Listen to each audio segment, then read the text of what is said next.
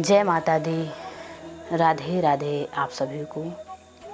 हम आप प्रायः देखते हैं कि नवरात्रि में बड़े भाव के साथ, मस्ती के साथ झूमते हुए हम नवरात्रि के 9 दिन बड़े माँ के जो है भजन गाते हैं, माँ का ध्यान करते हैं, पूजन वंदन करते हैं। प्रायः लोग देखते हैं तो 9 दिन विशेष पूजा करते हैं।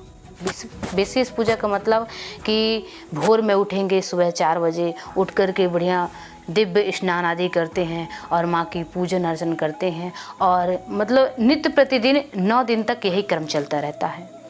और जैसे नवरात्रि विश्राम हुई, वैसे फिर अपने दिनचर्या की जीवन में आ जाते हैं, दिनचर्या में आ जाते हैं। फिर प्रायः कुछ लोग तो भूल ही जाते हैं पूजा पाठ करना। फिर जैसे नवरात्रि आएगी तो फिर स्टार्ट हो जाते हैं। तो ऐसा बिल्कुल भी नहीं करना है।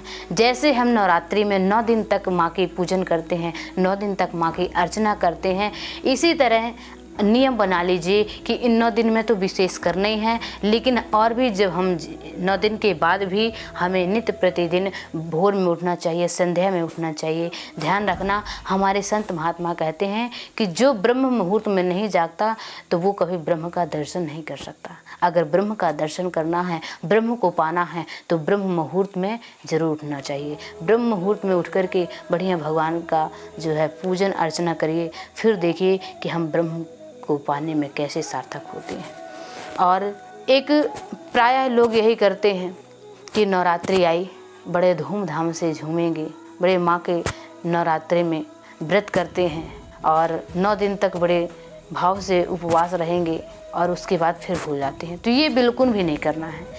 अपने जीवन में नित्य प्रतिदिन ये सम्मिलित कर लें कि रोज़ संध्या हमें करनी है, सुबह के समय माँ की पूजा करनी है, शाम के समय भी माँ की पूजा करनी है। और कोई कारणवश अगर सुबह का जो है पूजन अर्चना नहीं कर पाता तो संध्या के समय ज़रूर करिए। अगर सुबह नहीं हो पाता जल्दबाजी की वजह से, क्योंकि आजकल लोगों को प्रायः भागा दौड़ की ज़िंदगी में समय ही नहीं रहता सुबह का।